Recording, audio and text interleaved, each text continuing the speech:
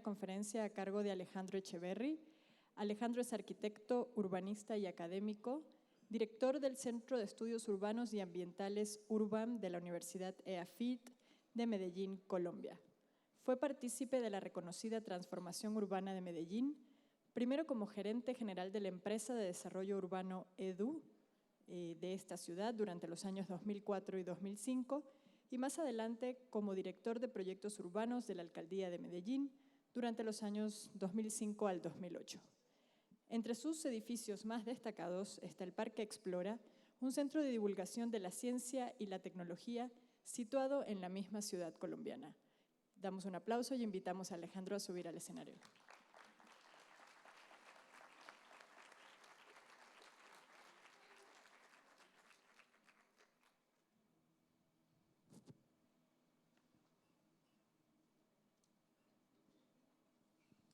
Bueno, muchas gracias. Para mí es un placer estar nuevamente en México, en esta ciudad, y compartir con muchos amigos. Yo quiero darle primero un agradecimiento muy especial al museo, a Papalote, a Dolores. Ustedes no saben, pero han sido y fueron parte de una historia personal hace algunos años, cuando estábamos empezando a concebir y a diseñar el Museo de los Niños en Medellín. De algo de eso voy a hablar. Uno de los primeros referentes que vimos y vinimos a visitar y siempre tuvimos en mente fue Papalote. Fue muy importante la visita que hicimos a México y me estoy refiriendo ya hace bastantes años. A Miquel y Andrea y a la revista Arquine, con quienes tenemos y tengo una relación ya desde hace varios años, una relación muy bonita, extraordinaria, académica, profesional.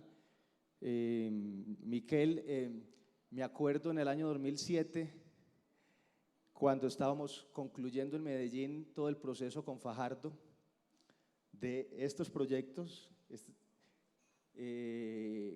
que una de las personas en las que pensamos para compartir esa experiencia, invitar a conversar y a generar una reflexión después de un proceso de transformación que iniciaba en la ciudad, te invitamos a ti. Y de alguna manera yo creo que de ahí empezamos una relación. Quiero darle también gracias por la invitación a Rosario, la secretaria. No voy a hablar sobre esto, pero como colombiano tengo que compartir algo que estamos viviendo hoy en día. No sé si ustedes han escuchado las noticias, pero Colombia se está reinventando en este momento. Estamos en el proceso de paz. Es un momento muy emocionante, difícil, y va a ser difícil hacia adelante, pero muy emocionante, y eso tiene que ver sobre todo con los niños. O sea, toda mi vida y la de muchas otras personas en Colombia ha estado de alguna manera acompañada por la sombra de la violencia, y me estoy refiriendo desde hace 50, 60, 70 años. Nunca hemos tenido un solo año sin esa realidad tan dramática. Y no es que al firmar la paz cambie completamente el país, pero estoy seguro que se abre una nueva agenda. Yo tengo un hijo de 14 años y pues para nosotros era un sueño, todavía no es una realidad que pudiera tener otro país, otro relato. Sobre eso estamos trabajando mucho en nuestro centro. Yo estuve trabajando en el gobierno por algunos años. Como Andrea lo dijo, hoy soy el director de URBAM, un centro de estudios urbanos ambientales, que trabajamos sobre temas sociales, sobre temas de gestión ambiental y urbana, y trabajamos mucho sobre zonas rurales, cómo ayudar a incluir en procesos de reconciliación y de transformación en el territorio, y sobre uno de las realidades y de los temas más extraordinarios es que no solo las soluciones, sino muchas de las herramientas con quienes se pueden construir esas nuevas historias son los niños. Y si miramos de alguna manera y los objetivos los conectamos con ellos, pues seguramente tendremos soluciones mucho más pertinentes. Quiero compartir dos anécdotas para entrar un poco a la conversación y a la presentación. Yo tengo varias imágenes que van a tratar de compartir algunas ideas y momentos, sobre todo cuando estuvimos en el gobierno de la ciudad de Medellín, no de lo que estamos o lo que estoy haciendo hoy en día. Pero antes que eso, en el año 1997, yo me fui a vivir, a hacer estudios de doctorado y con mi mujer también, Paula, a Barcelona. Vivimos 5 años en Barcelona.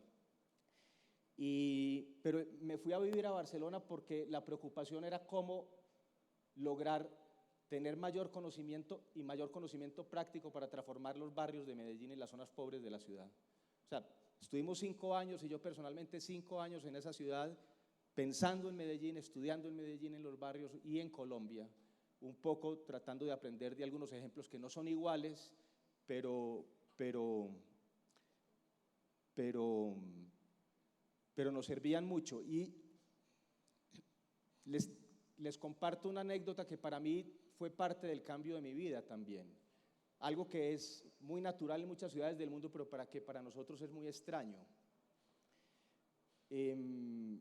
Una de las cosas que me parecía más hermosa saliendo de mi casa en Barcelona cuando vivíamos allí era que veíamos a todos los niños de 7 años, de 8 años, de 9 años, con su mochilita en el hombro, yendo al colegio y transportándose en el metro, en el transporte público solitos, y caminando por el centro de la ciudad con total seguridad. Lo que es muy normal en muchas ciudades europeas, realmente es muy excepcional en muchas de nuestras ciudades.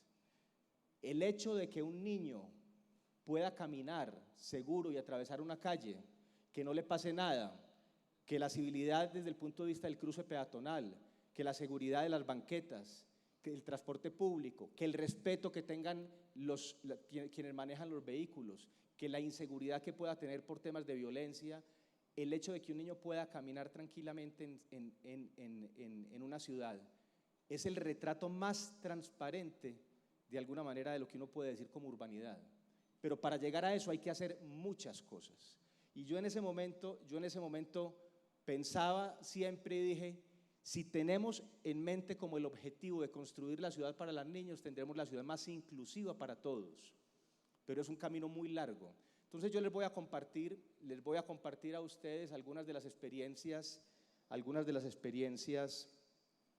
de transformación de la ciudad en las que trabajamos y con muchas otras personas, con el alcalde Fajardo y con otros alcaldes que vinieron posteriormente. Y quiero compartirles también, porque así es parte personal de mi vida también. El hijo mío tiene hoy 14 años, prácticamente este proceso de transformación, cuando la ciudad empieza realmente a cambiar su relato y su historia, tiene 14 o 15 años. O sea que también como el registro del cambio ha sido el espejo que yo he tenido en Pedro. Y cuando hicimos el Parque Explora, que es este edificio, que es el Museo de Ciencia y Tecnología de Medellín, que es un poco como el espejo, un poco de lo que es Papalote, es el gran laboratorio de la ciudad, pues Pedro desde los 3 años, desde los 4 años, para él era su juguete en construcción, en experiencia de vida y también en un lugar de uso cotidiano. Y como a Pedro le ha cambiado mucho la relación con la ciudad, a muchos otros niños también, y no me refiero solo al museo, sino un poco la experiencia de la ciudad.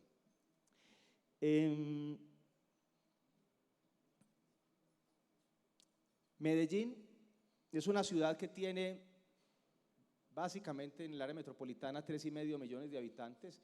Es una ciudad que no es pequeña, pero todo es relativo. Si uno la mide con México DF, pues somos muy pequeñitos, pero si uno la pone en Europa somos muy grandes.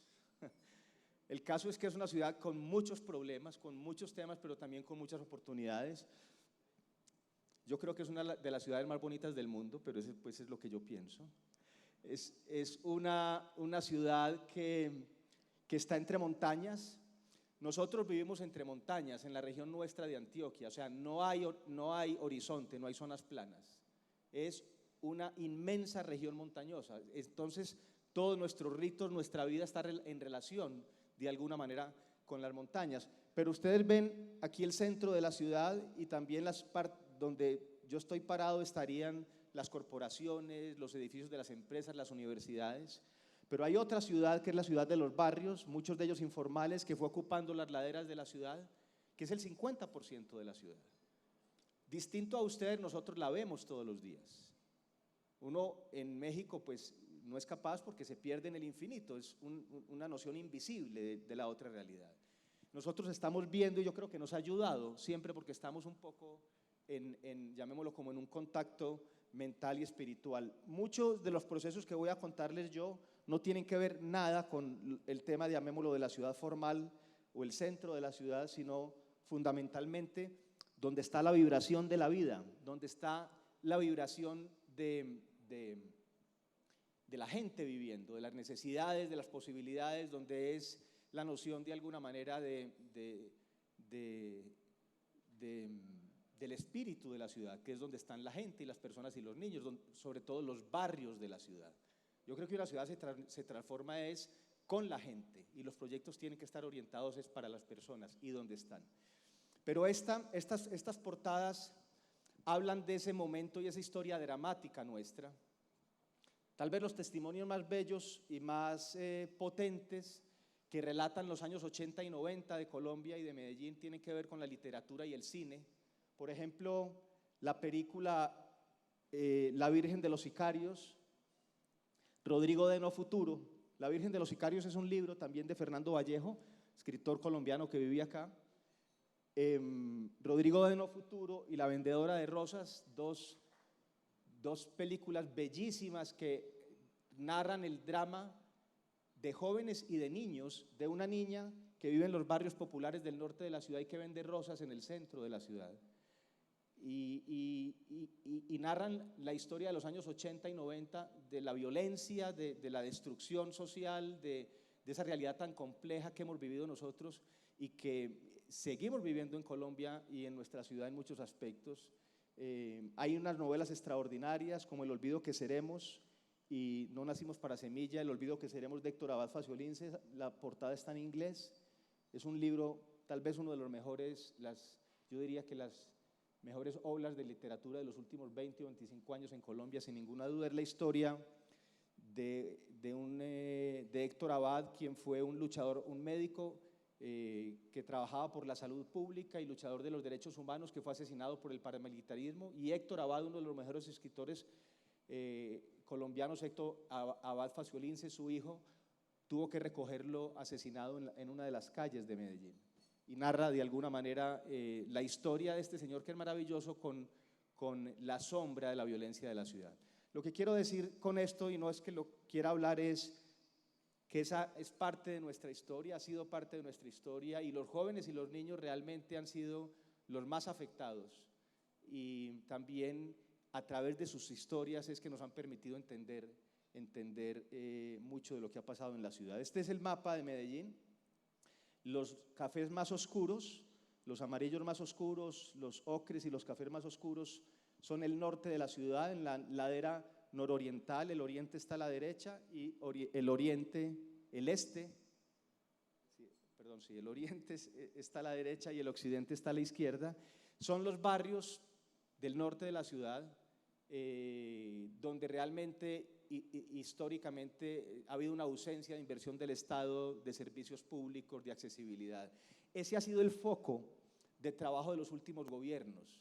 Yo creo que uno de los temas más bonitos, si hay algo rescatable en la experiencia que ha tenido la ciudad, porque todo no es positivo, hay muchos problemas y seguimos teniendo muchos problemas, es que sí, la pregunta ha estado bien puesta: ¿dónde han sido los problemas más estructurales de la sociedad y la ciudad, y cuál es la deuda que tenemos? Y mucha de la inversión que se ha hecho en esos lugares. De hecho, el Parque Explora, el Museo de Ciencia y Tecnología, está exactamente en la frontera donde empiezan todos estos barrios. Es un lugar de conexión y de encuentro, de alguna manera, de la ciudad.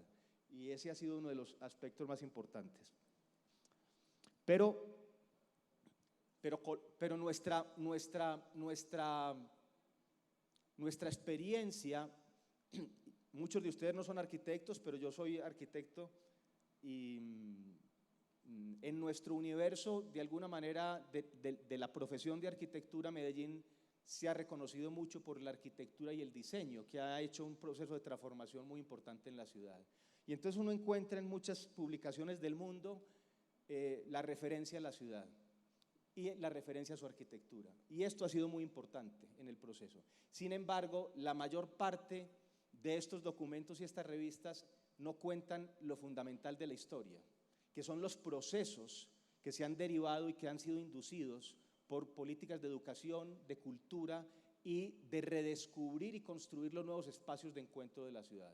O sea, el espacio público en Medellín, seguramente como lo es en México, tiene un significado potentísimo, porque cuando la violencia y de alguna manera el derecho a la ciudad se empieza a perder por niños, jóvenes y adultos, y nos empezamos a encerrar para protegernos y a ser cada vez más individualistas, empieza a existir un territorio completamente inhóspito y contrario a lo que necesitamos como sociedad.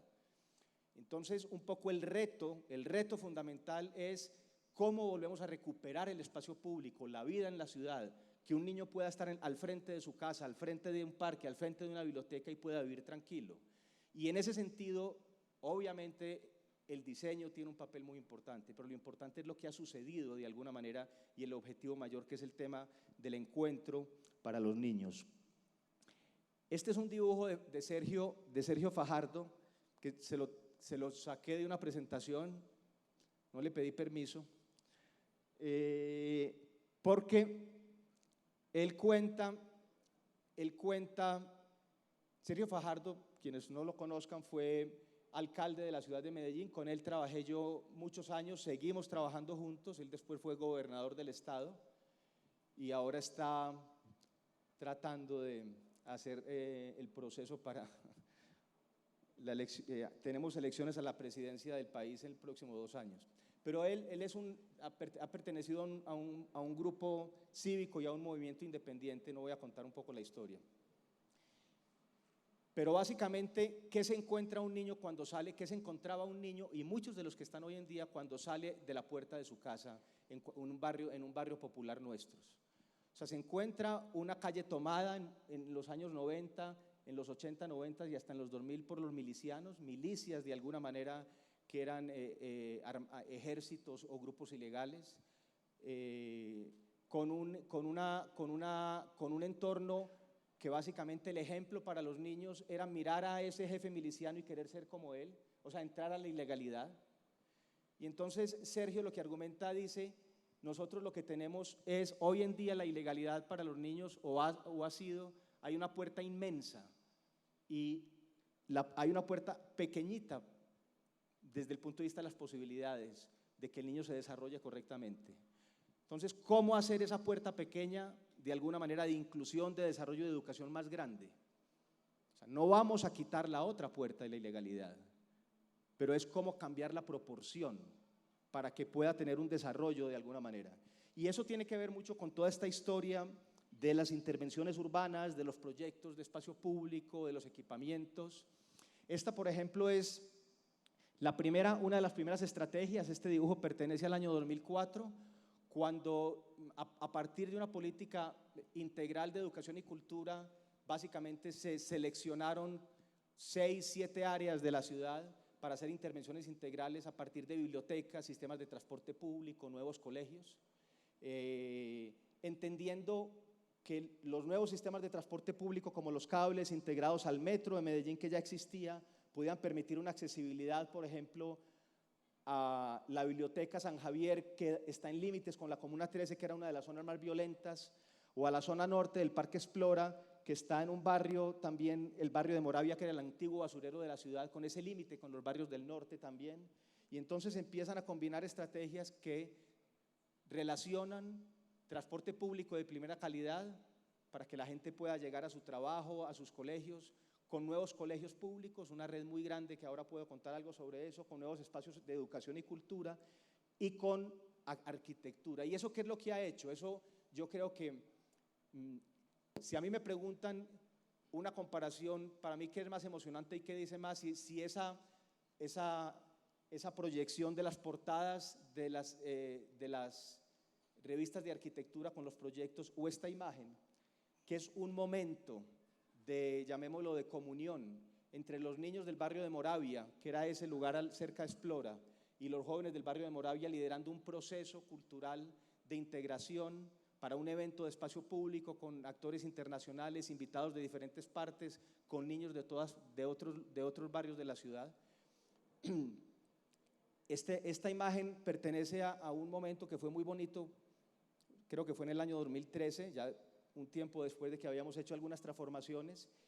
Y esos muchachos que en esas portadas y en la película de Víctor Gaviria y en los libros de Alonso Salazar eran de alguna manera el retrato del dolor, de lo que era la ciudad, esa niña de la vendedora de rosas, realmente se han convertido en muchos casos en los protagonistas del cambio. O sea, los muchachos que lideran los grupos de música, el hip hop, el rap, el graffiti, o en relación con el baile, en algunos nuevos espacios que se han creado en la ciudad, de alguna manera han dado la muestra y han producido las acciones que le permiten a uno pensar que si uno multiplica estos momentos de encuentro, en muchos otros lugares de la ciudad realmente puede cambiar la ciudad. Entonces, un poco la obsesión es cómo multiplicar los espacios y los programas que generen temas de transformación. Voy a entrar a darles algún ejemplo básicamente de algunos lugares de transformación. Esta es la zona nororiental, uno de los lugares estratégicos de transformación que empezamos a trabajar en el año 2003-2004. Este es el sistema de cable del sistema de transporte público que sube a los barrios. Este fue el territorio de Pablo Escobar, o sea, donde estaban las milicias, donde estaba todo el entorno de ilegalidad en ese momento, con unas personas extraordinarias. O sea, la vida aquí es extraordinaria, pero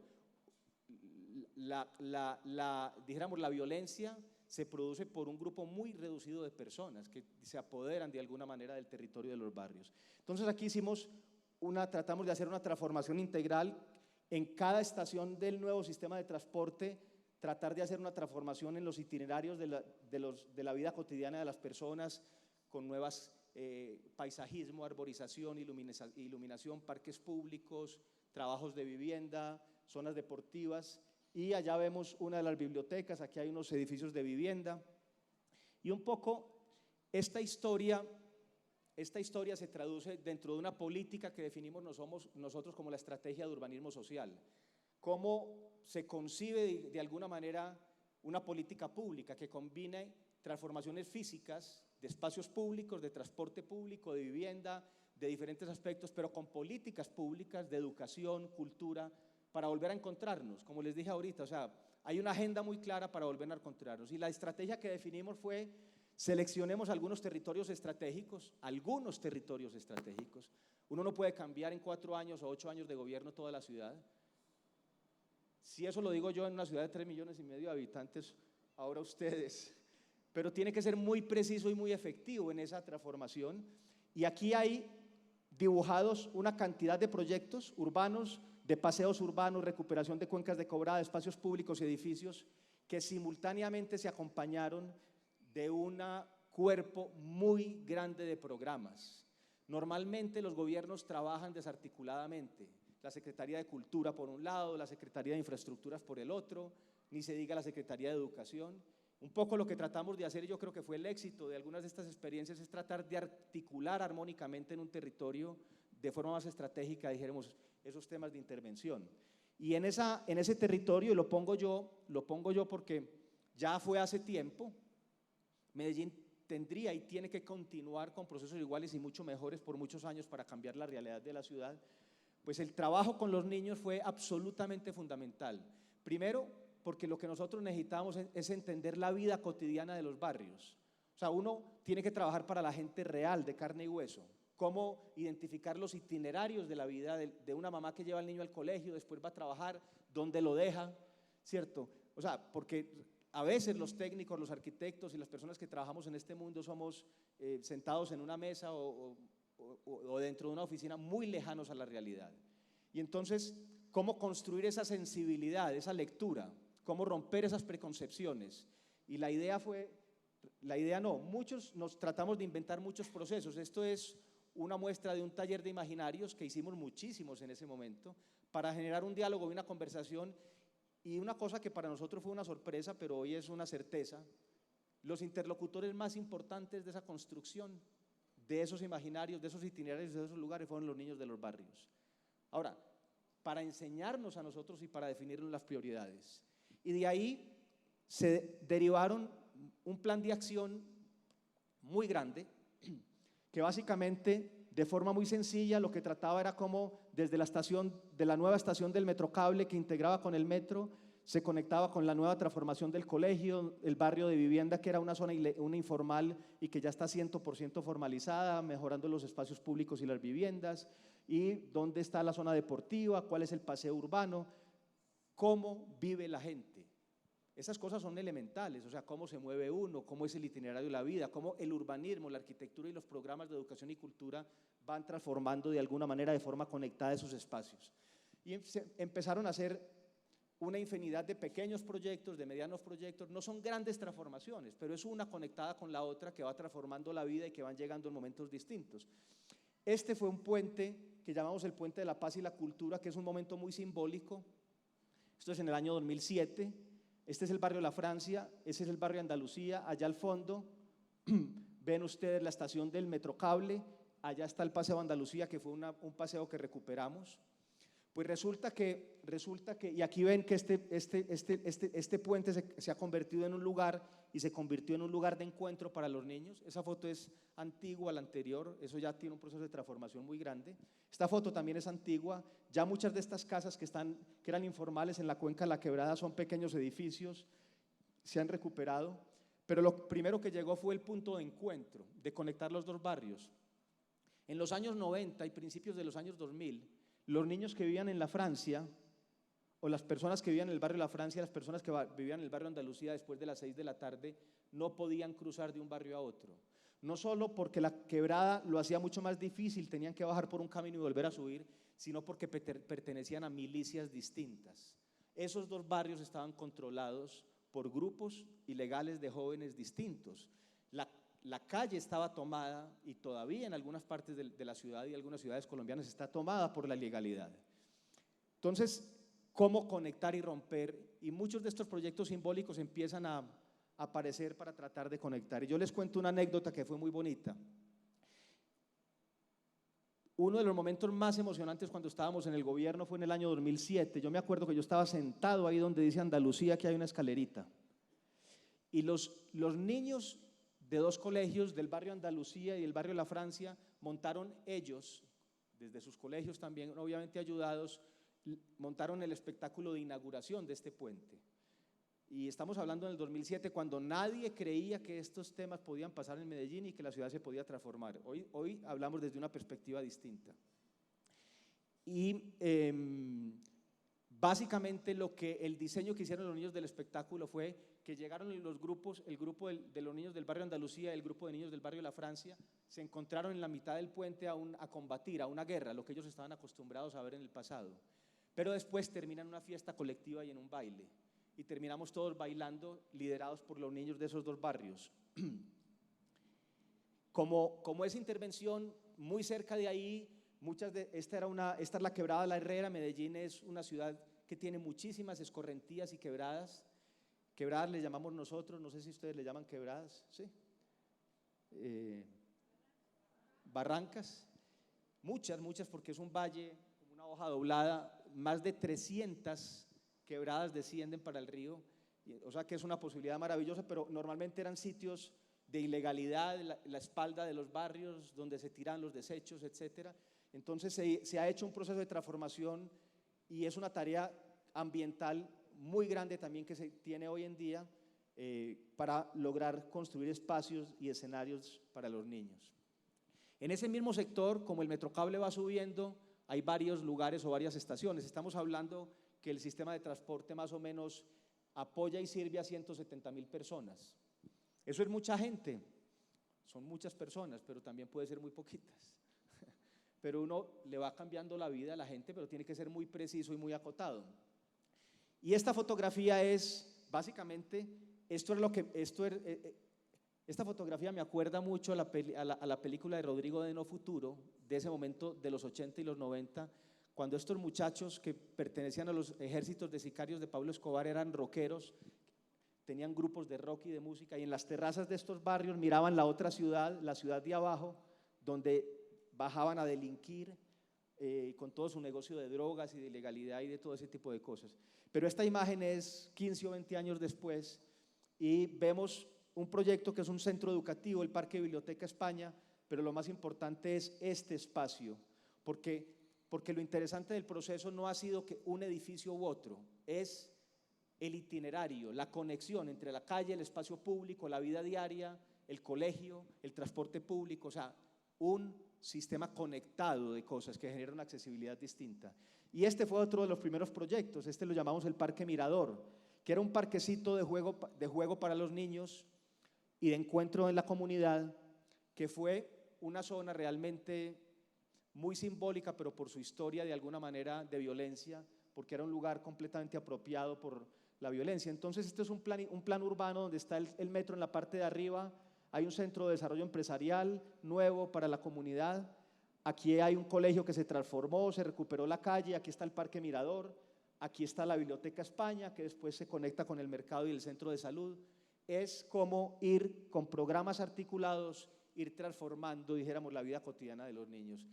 Y otra de las experiencias más bonitas fue que cuando estos espacios empezaron a terminar, como por arte de magia, se llenaron completamente de niños.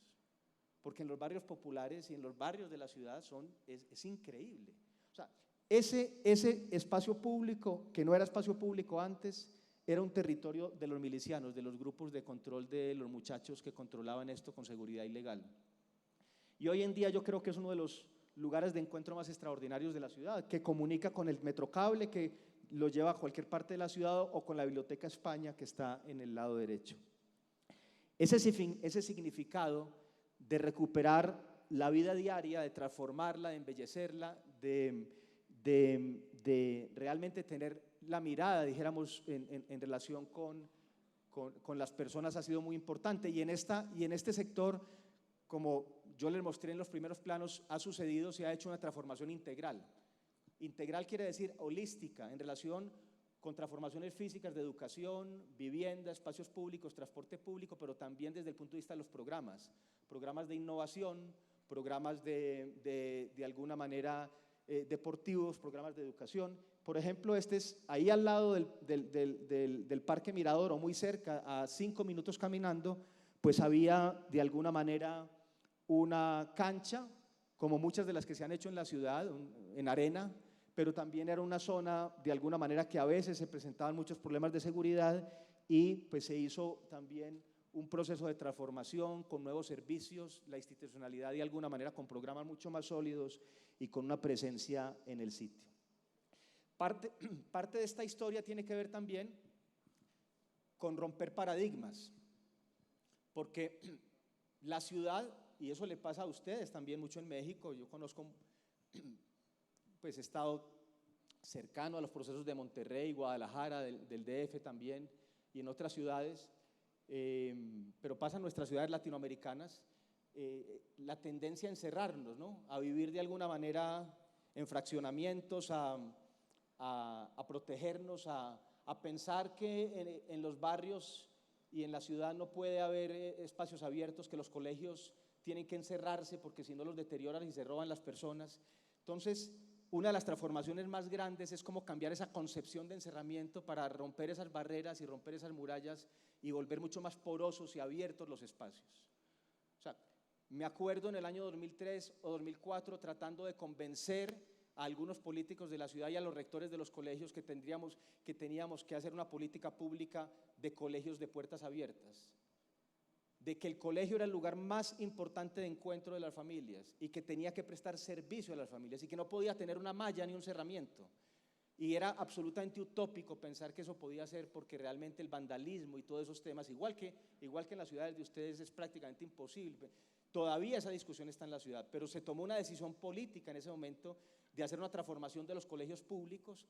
Se transformaron y mejoraron más de 180 colegios públicos, una red inmensa en la ciudad. El 80% de nuestra educación en Medellín es pública, no en todas las ciudades colombianas, y empiezan a aparecer edificios como este, por ejemplo. Este es un colegio, el Colegio de Santo Domingo Sabio, en una zona muy marginal en la periferia de la ciudad, que se ganó el Premio Nacional de Arquitectura, pero que más que el premio, lo más importante es que hace parte de una política pública de mejorar la educación.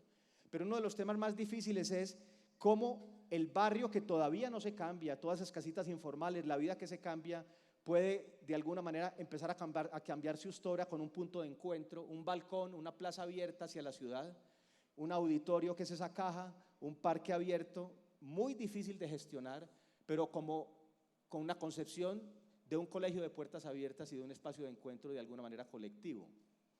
Entonces se implementa esa política en la ciudad, vuelvo y repito, no es un colegio, son 180, como política pública de transformación que trata de empezar a cambiar una historia. Y no es que lo hayamos logrado hoy, no es que lo hayamos logrado, pero yo creo que se ha hecho un paso muy adelante. Hay ejemplos muy exitosos, hay otros no tanto, y hay una parte de transformación importante en la ciudad que se ha hecho, pero nos falta muchísimo territorio por ganar. Y yo tengo que decir que en el año 2007, 2008, 2006, 2009, una especie de comunión entre la nueva ciudad y los nuevos espacios que estaban apareciendo y las personas. Un poco como veníamos de esa historia tan trágica y empiezan a aparecer estos espacios públicos y se llenan de música, de conciertos, y uno de los temas más importantes en los cambios de las ciudades y las sociedades tiene que ver con la psicología, porque las transformaciones físicas logran intervenir en lugares puntuales y temas mucho más precisos, pero el cambio psicológico, colectivo, es muy importante. Estos temas tienen que ver con psicología, desde el punto de vista, la psicología de las personas que viven. Y eso se puede entender desde el punto de vista positivo y también como una estrategia. Y las acciones y la ocupación en los espacios públicos fueron muy importantes en ese momento. Desde ese momento hemos tenido diferentes momentos.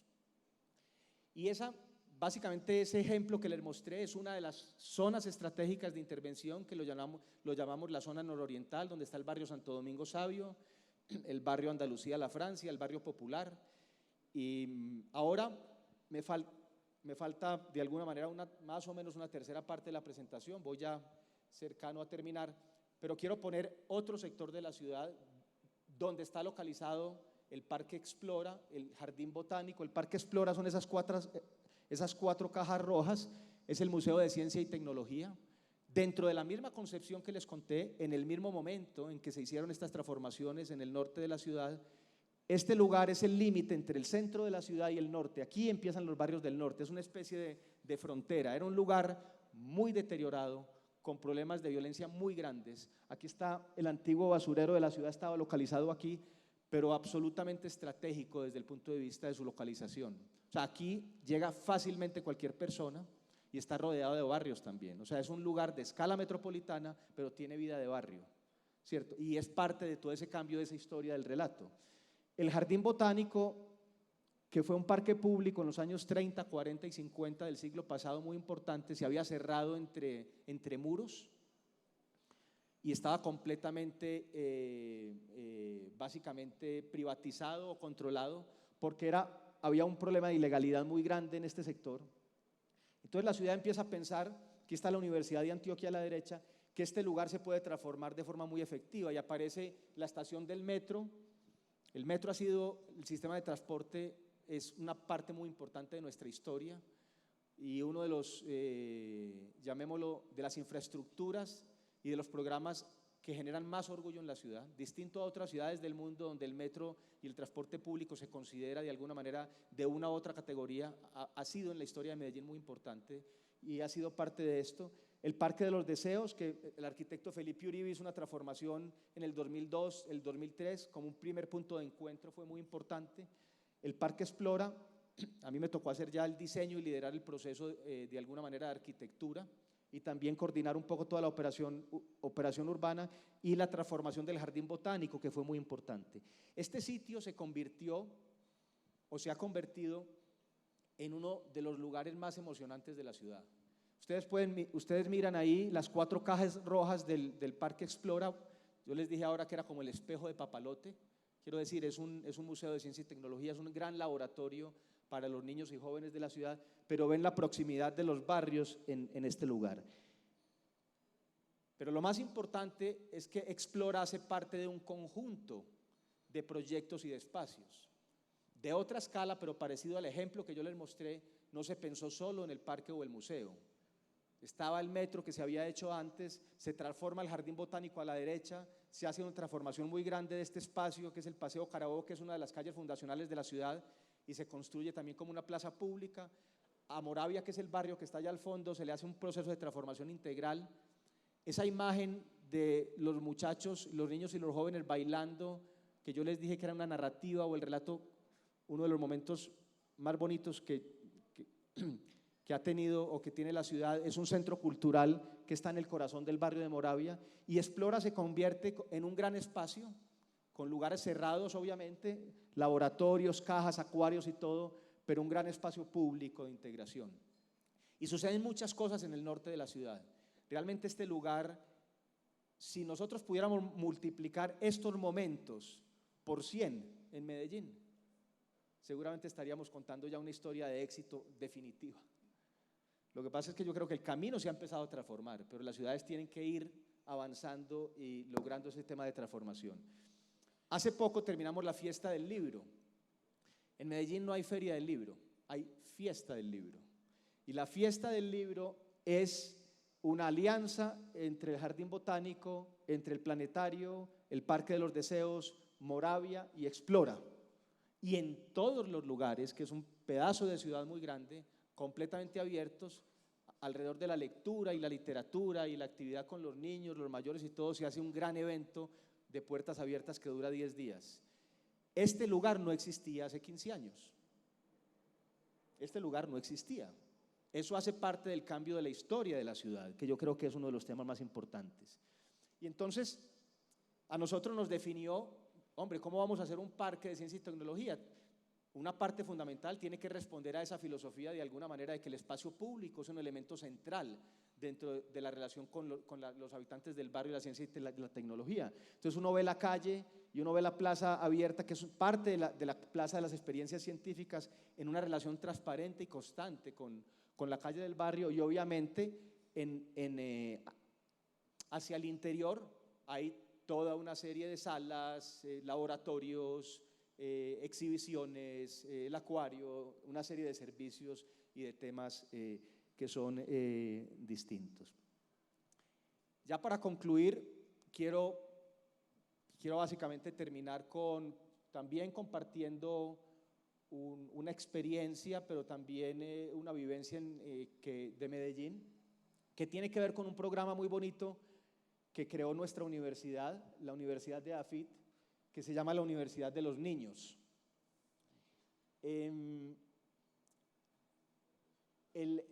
La universidad nuestra es una de las universidades de élite de la ciudad, es una universidad privada que, parecido a lo que yo les he dicho, durante los últimos 20 años, 15, 20 años, ha cambiado muchísimo su concepción, se ha vuelto mucho más integral, ha abierto carreras que le han permitido de alguna manera tener una conexión mucho más clara con la realidad de la ciudad, y a pesar de ser una universidad privada y a pesar de haber sido fundada por los grupos empresariales más importantes de Colombia, es una universidad que está absolutamente conectada con las políticas públicas.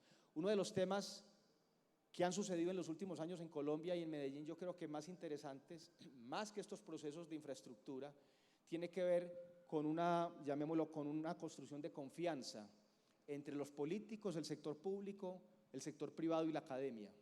No es ideal, pero es mucho más densa y más cruzada que en muchas ciudades latinoamericanas. Y entonces aparecen una gran cantidad de programas que se comparten de un lado para otro y se complementan. Por ejemplo, la red de colegios públicos, esos que yo les decía que se han transformado, tienen como socios a las mejores universidades de la ciudad, que son sus padrinos, y escogen 3 o 4 de esos colegios cada universidad, y compiten por darle de alguna manera los mejores resultados desde el punto de vista de la calidad educativa. Pero tienen padrinos en gestión, no en dinero que les den, sino en gestión, que son los grupos y las empresas privadas, que también son padrinos de 3 o 4 o 5 cada empresa de esa red de colegios. O sea que se ha generado alianzas de diferente tipo. Y esta universidad creó un programa que se llama la Universidad de los Niños, donde 1.200 niños cada año van a contestar una pregunta todos los viernes. Una pregunta que ahora les cuento cuál es la pregunta, a partir de la pregunta, de la conversación, de la experimentación y la experiencia con la ciudad y del juego. E invitan a investigadores y científicos y la ciudad también como territorio para contestar esa pregunta. Pero lo más interesante es que son niños de todos los rincones de Medellín. O sea, mi hijo que está estudiando en un colegio privado, de alguna manera que vive como en una burbujita, desafortunadamente trata uno de que conecte con muchas cosas. Estudia cotidianamente o estudiaba cotidianamente, porque ya no está, con el niño de Santo Domingo Sabio, de todos los rincones de Medellín. Hacen una selección los colegios y van a contestar esta pregunta.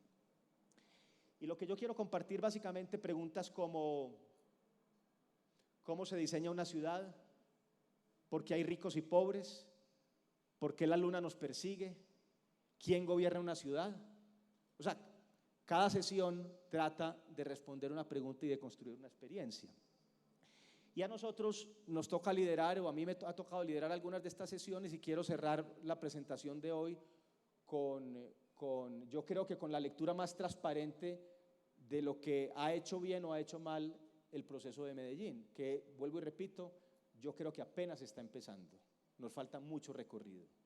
En estos talleres en el que nos tocó liderarnos a nosotros, tenía que ver con cómo se construye una ciudad, y en una parte de ese proceso a los diferentes grupos de niños les preguntábamos: identifíquenos en su vida cotidiana y en su vida diaria y familiar cuáles son los lugares que más le gustan y más disfruta usted en la ciudad, y cuáles son los lugares que menos disfruta y que más temor les tiene.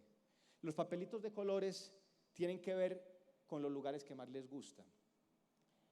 Y repito, niños de clase media, de clase alta, con menos recursos, más o menos entre el 70 y 75% del ejercicio, la mayor parte de ellos señalaron nuevos lugares de la ciudad, y muchos de ellos señalaron esta zona del norte, donde está el Parque Explora, el Jardín Botánico, el Parque de los Deseos.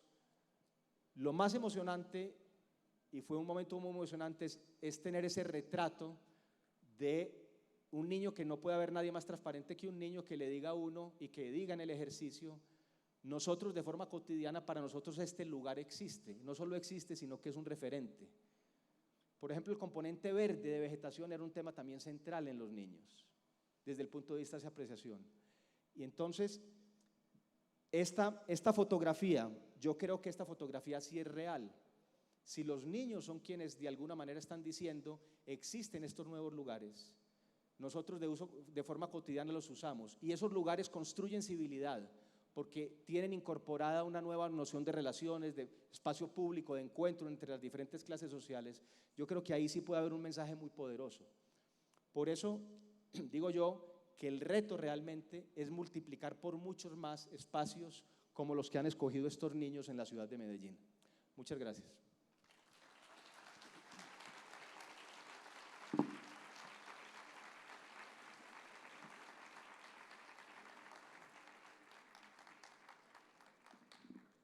Muchísimas gracias, Alejandro, por tu participación y por tu conferencia.